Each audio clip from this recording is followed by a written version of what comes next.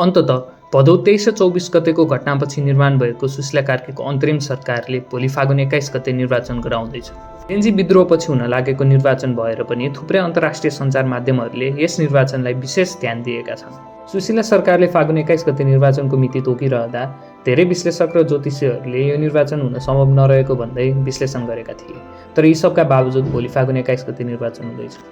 यो निर्वाचनमा विशेष गरी दुई किता देखिन्छन्। एउटा इन्स्टिट्युसनलिस्ट संस्थागत पक्ष र अर्को पपुलिस्ट लोकप्रियवादी पक्ष।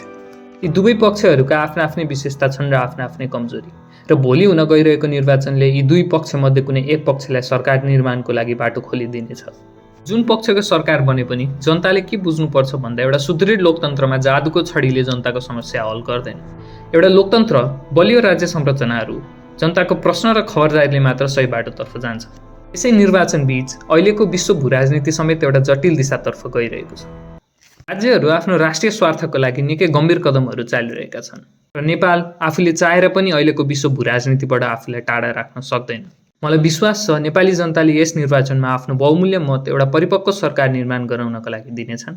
त्यसैले एउटा परिपक्व सरकार निर्माण गराउनको लागि भोलि हुन गइरहेको फागुन 21 गतेको निर्वाचनमा सबैजनाले सहभागी भई मतदान गरौँ। शुभकामना।